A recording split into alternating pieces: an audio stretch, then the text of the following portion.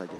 Ya, Fredo sudah melakukan aggressive movement di arah jungle musuh di mana Samo HT coba untuk melakukan covernya dan ini mungkin bisa dibilang agak weakness-nya dari seorang Pakito ya, di mana buff pertama itu agak pelan. Dia kalau ngambil dibanding sama jungle-jungle lain kayak Hayabusa, Lancelot. Dan sekarang dia harus beneran ya udah melepas aja Little Wanderer-nya sama juga memberi GPX lebih banyak ruang untuk main di arah early game. Dan itu malah membuka celah besar untuk Ruby-nya bisa masuk ke area depan ya untuk mengganggu terus. Tapi lihat dari area bawah, gold lane kali ini udah mulai diganggu oleh Samo HT dan juga Moon. Tapi dia masih bisa survive tentu saja. Bahkan dari Samo HT-nya yang udah cukup karat. Nah ini dia udah ada Di reset. Oh gila, iya udah di reset. Langsung saja V Mornov gak bisa kemana-mana dan begitu saja. Man, ini parah sih. Soalnya yang kita bilang, oh udah ada knock up yang dilakukan, masih ada damage yang dikeluarkan. Tapi bakal langsung first blood diamankan oleh seorang Maipan. Ditukar begitu saja, Samo HT. Dua buah roamer yang ditukarkan. Betul. Roamer itu ke roamer, tapi benar kata Mirko. Sebenarnya kerugian ada di Onyx. Kalau kita lihat dari sisi junglernya, mereka kelamaan banget untuk melakukan penyerangan. Tapi di arah bawah kali ini udah ada Coach Shadow ditambah dengan Shadow Kill ke arah seorang Moon. Tapi Moon ini masih bisa bertahan. Bahkan Samo HT langsung datang untuk membantu supaya dari Moon yang gak tumbang. Timing flickernya itu bagus banget sih. Kalau kita lihat dari seorang Moon ya, dia bisa menggunakan flickernya pas banget. Shadow Kill baru tick pertama, jadi itu masih bisa kabur. Nah itu actually satu hal yang lumayan susah sih Gio. Kalau gue main ya, gue tiap kali itu pas mau coba flicker di tick yang bener salah loh. Tiap itu kali ngikut malahan si Shadow Kill-nya. cepet banget ya Cepet tangannya. banget. Dan harus timingnya pas gitu. Bener. Memang pro player Pak, Ya. beda ya kita. Tapi ini dia di menit kedua detik 30. Turtle yang pertama sudah mulai hadir tengah-tengah line off down. Teman-teman dari geng Kapak sudah mulai melakukan setup di sana. Fredo Kitty bersama dengan Ray. Tapi udah ada Gemini juga yang siap sedia men-standby di sana. Tapi pergerakan dari V Mornov yang lagi ngelakuin purple buff, jadi akan sepertinya dibiarkan begitu saja. Bahkan Shadow Kill dikeluarkan, Falling Star Moon digunakan untuk kabur ke arah belakang. All right, karena Fredo Kitty dan Fredo Kitty dalam ancaman cukup besar. Bahkan Ando yang fokus ke arah seorang Maipan masih bisa bertahan. Tidak ada yang tumbang satupun pemainnya. Tapi masih ada V langsung maju ke depan. Masih ada Emo Vendetta yang dikeluarkan. Tapi Maipan yang bakal berhasil mendapatkan kill-nya. Dan ini bakal menjadi Cecilion di menit yang ketiga yang udah mendapatkan 2 kill. Oke, memang masih dikontrol oleh GPX. Tapi ini lama-lama Onyx bisa comeback sih. Mungkin di mid game-nya udah kuat banget nih dengan Maipan yang dari tadi untouchable. Iya, ini Maipan Zuzuzu harusnya ya. Maipan Waduh, Zuzuzu. nanti di menit kelima udah punya stack 100. Enggak, sebenarnya kalau misalkan dari Cecilion-nya Onyx ini ya, kalau misalkan dengan posisi seperti ini di mana udah ada pressure juga di early game-nya, berarti Maipan akan bisa mulai efektif di menit 12. Menit 10-nya masih belum berasa banget. Oke, sudah ada Emo Vendetta dan Samo HT deres banget. HP-nya harus silang. Dikeroyok 4 member dari geng Kapak kali ini. Bahkan dari Baitam Kupanya mencoba untuk menggigit ke arah seorang Moon. Terkena efek stun sekarang dan Moon masih bisa mundur ke arah belakang. Dan ini menarik ya Mirko menurut gua. Dari Watt sendiri dengan Popol Kupa sepertinya belum menjalankan tugasnya dengan baik. Harusnya dia bisa lebih cepat lagi untuk clearing ke arah minion ataupun dapetin 1 gold shield. Tapi di menit keempat ini dia belum dapetin hal tersebut. Oke, tahu nggak kenapa di sana? Sebenarnya ya, kalau kita lihat, kenapa dia mainnya agak lebih pasif di arah early game. Kita lihat Samo HT langsung menggunakan flickernya, mendapatkan Fredo, menggunakan ultimate dan juga maju ke arah depannya, menggunakan Black Shoes langsung oleh seorang Ando untuk kabur. Tapi udah ada Ray yang melakukan engage lagi dan lagi, berhasil mendapatkan kill. Dan itu bakal menjadi 1 tukar untuk 0. Tapi balik lagi ke poin yang tadi. GPX, Wattnya mainnya safe terus di arah bawah karena mereka mau main ke netral objektif atas dulu. Nanti kalau misalnya sekarang netral objektif dari bawah, mereka bakal main lebih ke arah bawahnya dan mendapatkan turret. Oke, menunggu turtle yang di area gold lane berarti. Sementara akan muncul dari area atas Gemini head to head dengan Rinasmi. Ini dia veteran dan rookie kita. Perbedaan 1 level tentunya membuat dari Gemini cukup kesulitan berhadapan dengan Rinasmi. Bahkan teman-teman dari geng Kapak sendiri sudah berada di post area turtle. Tapi di situ Samo HT, Primorno, Moon, dan juga 4 member Onyx Prodigy sudah siap sedia untuk mengcounter penyerangan dilakukan oleh geng Kapak satu persatu. Dari Ando pun udah mulai cukup sekarat, bahkan Maipan dengan 1 buah bad fish-nya belum bisa mendapatkan 1 poin kill. Tapi Lidator bisa diamankan oleh Ray.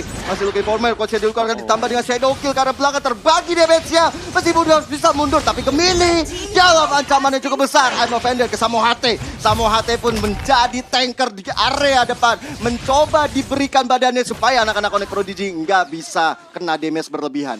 Ini bakal menjadi gila sih. Ini maksudnya GPX menggunakan early game temponya dengan baik-baik banget. Dan Onyx mereka mungkin agak terlalu maksa nggak sih Coach? Jujur GPX pinter banget, karena kenapa? Tadi kalau misalkan kita perhatikan ya, di era turtle itu cuma ada 2 player down dari GPX, tapi lama-kelamaan mereka kiting dan pada akhirnya ditarik dapat turtle-nya, tapi nggak cuma dapat turtle, Gemini tumbang, dan ada satu player lagi yang tumbang yang membuat untuk sekarang malah jadi leading lagi untuk teman-teman dari GPX yang dimana tadi seharusnya Onyx sudah bisa mengambil turtle-nya. Tapi memang betul sekali kata Mirko dimana tadi memang agak sedikit memaksa. Mengingat dari early game aja udah kelihatan tadi bahwa Vimornov lebih ketinggalan dibandingkan dengan Ray karena ada reset dan juga ada sedikit balik lu ke recall karena darahnya sedikit di early game. Tadi dari Vimornov langsung ngerespon dengan adanya satu purple buff yang diambil dari punya Ray. Ini bagus banget ya. Setidaknya dia mencoba untuk mengambil kesempatan dalam kesempitan. Bener, itu bagus banget sih. Yang kita bilang ya, mereka agak terlalu maksa di arah turtle-nya. Mungkin mereka harus lebih ke melakukan trading. Yang tadi mungkin bisa mirroring ke arah atas, dapetin tarat yang di atas ya kan. Dan sekarang ini bakal jadi susah. Karena dengan satu tarat yang sudah hancur di arah bawah, Watt bisa free roam dan lihat tarat yang kedua bakal langsung diamankan. Ini kekuatan lah ya, bisa dibilang dari seorang Popoen Kupa dan mereka terus aja bakal langsung push ke arah depannya. Tier 2 tarat bakal menjadi target. Game ini nggak bisa kemana-mana dan free tarat lagi dan lagi untuk GPX. Ini yang menjadi target operasi ya dari Watt ya. Dia akan terus coba untuk dapetin objektif. Tapi di sisi lain Gemini di area atas kali ini bersama dengan adanya Vimornov mencoba untuk mendomakan Kupanya terlebih dahulu dan mencoba nanti melakukan mirroring di area bawah. Tapi malahan dari Moonnya sendiri dia belum mau pindah ke area atas. Dia masih coba untuk ke area bawah, apalagi turtle yang ketiga kali ini akan menjadi milik siapa? Karena dari geng Kapak sudah dapetin 2 kali turtle, sementara itu Rinasmi sudah mencoba untuk mendapatkan turtle tersebut. Udah boleh dipok aja sama teman-teman geng Kapak, tapi di sisi lain Samo HT diam-diam dia sudah memperhatikan, dia sudah memantau pergerakan dari anak-anak geng Kapak, tinggal menunggu momentumnya dibuat.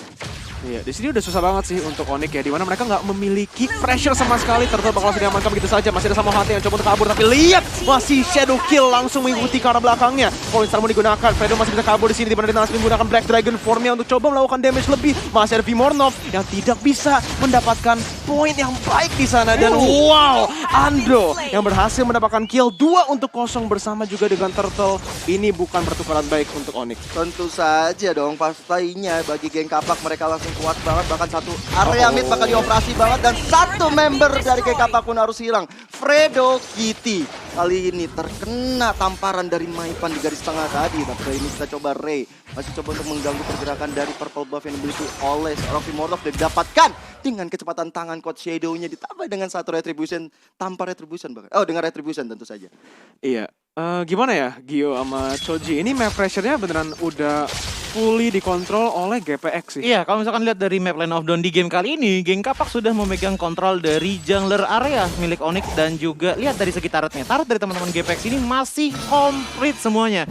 Dan bahkan bisa dibilang ada satu yang agak buat Onyx agak struggle adalah dengan Samo HT-nya yang terlalu banyak jadi Rembo. Mencoba untuk maju ke depan sana, mencoba untuk membuat momentum, tapi pada akhirnya terkena geng seperti tadi yang tadi Mas Gio, jadinya Magio bilang, dia langsung dikeroyok dari bottom lane. Betul. Nah itu yang membuat kayak sedikit boostingan lagi untuk teman-teman dari geng Kapak untuk bisa nge-leading lebih jauh lagi. Tadi kita di menit-menit 7 masih perbedaannya sekitar 2000, tapi sekarang udah menyentuh angka 4000. Dan tentu saja dengan dari seorang Pakito yang memang sudah diketahui di arah alnya sakit banget. Ini permainan dari geng Kapak sangat-sangat pintar sekali, karena kenapa? Dengan mengganggu di arah buff awal yang membuat bisa dibilang kalau hero power 100 dibikin jadi 70 di arah early game-nya dari seorang Pakito. Yes, tapi Renasmi dengan Black Dragon formnya mencoba untuk mengejar karakter seorang Vimornov, tapi Fredo Kitty membagi tugas dengan mengejar karakter ini ada Vimornov kali ini. Ayo kamu mau kemana? Udah mau dikejar-kejar oleh Renasmi, Bakario udah mulai datang, tinggal menunggu satu Code Shadow dikeluarkan dan yes bener aja. Satu Shadow Kill menumbangkan dari Vimornov. Bahkan lihat Fredo Kitty-nya, dia masih bisa mendapatkan satu poin ke karakter seorang Moon, dibantu dengan area Ando, tapi Ando terlalu offside. Maipan kali ini mencoba untuk mendapatkan satu poin ke dan yes. 2 ditukar 2, geng Kapak dan juga Onyx dan Lord terbuka lebar di menit 10. Lord yang biasa aja tentunya masih bisa di defense oleh kedua tim. Kalau misalnya dari geng Kapak dapat, ini akan menambah mereka bisa dapetin objektif di area turret. Tapi selain Ray-nya masih coba untuk dapetin Maipan di garis depan. Tapi lihat Gemini kali ini mencoba ke area belakang. Tapi Gemini dalam ancaman yang cukup besar dan Lord ya bisa diamankan oleh anak-anak geng Kapak. Di perang masih berlanjut dan yes, Watt pun tumbang dari pertarungan barusan. Iya, agak sedikit overcommit ya bisa dibilang dari Onyx-nya. Gimana? Mereka 3 on 3, oke. Tapi damage-nya itu kurang banget. Maipan, yes, dia bisa melakukan poking. Tapi kalau misalnya kita mau hard engage, game ini doang yang bisa. Samo itu harus jagain Maipan at all times. Game ini mungkin di sini itu masih under leveled lah ya, bisa dibilang juga dibanding sama XP laner musuhnya. Kalau dia kejar, yes, akhirnya dapat Watt. Tapi apakah worth it di sana di mana Turtle sudah diamankan? Lord udah diamankan. Bersama juga dengan map pressure-nya yang tadi didapatkan loh oleh seorang Ray. Ray yang dibiarin lolos segitu, dia bisa langsung ke atas nge-push dikit. Ini sekarang bisa melakukan slow push di semua wave. Yang jadi problem adalah Pakitonya. Coba kita lihat dari itemnya Pakito terlebih dahulu. War X ditambah lagi dengan Hunter Strike dengan 1 Dreadnought Armor. Oke, damage memang udah besar tapi nggak bisa nampung damage dari teman-teman GPX yang udah jauh banget leading dari segi network. Itu adalah problem utamanya, di mana berarti Vimonov untuk sekarang harus bermain ganking, bukan bermain teamfight ke arah frontline. So, untuk kunci ninja untuk menuju kemenangan dari teman-teman Onyx adalah datang dari Maipan, menunggu di menit 18 atau 19 agar satu kali jepretan dari Bad Impact-nya akan membuat impact yang besar juga kepada teman-teman dari geng Kapak. Oke.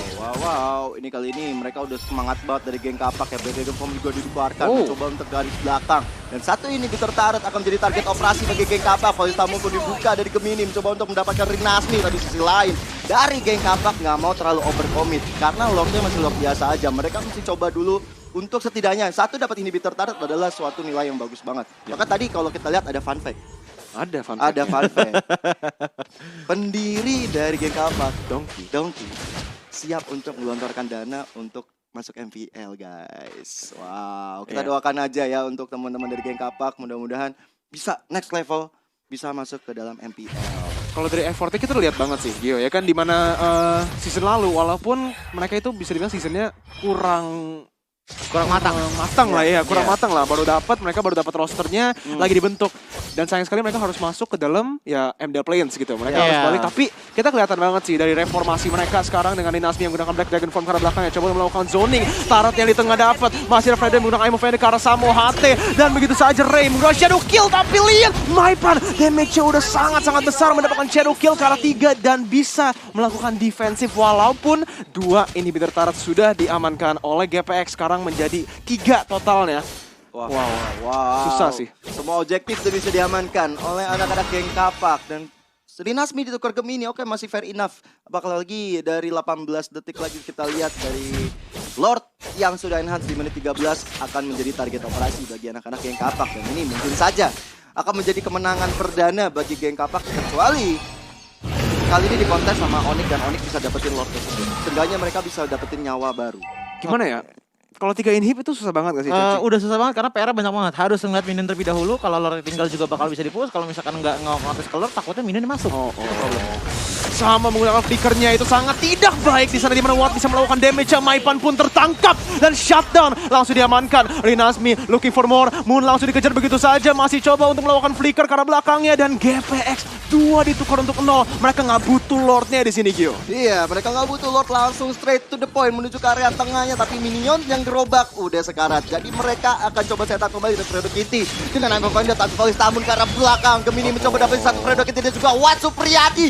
Tapi lihat dari Ward of hilang di tangan seorang Hayabusa, dan Gemini dikeroyokin habis-habisan. 2 bahkan 3 member dari Onyx Prodigy pun hilang. Nunggu Maipan yang sebentar lagi akan muncul. Ini akan menjadi nyawa tentunya kalau Maipan bisa clearing minion dengan sangat-sangat cepat. Tapi Ando nggak mau tinggal diam, sudah ada orang ke arah belakang sana dan Nexus digunakan. Tapi sisi lain Samoati dan juga base-nya menjadi milik geng Kapak di game kita yang pertama. Ini untuk geng Kapak di game pertama kali ini benar-benar magnificent banget sih. Karena kenapa? Oke, kita bisa melihat dari teman-teman Onyx sudah ada Pakito, Cecilian, Edith, Esmeralda, dan juga Clint. Tapi yang jadi unik adalah, oke, kita lihat dari gameplaynya Onyx terlebih dahulu. Kalau misalkan kita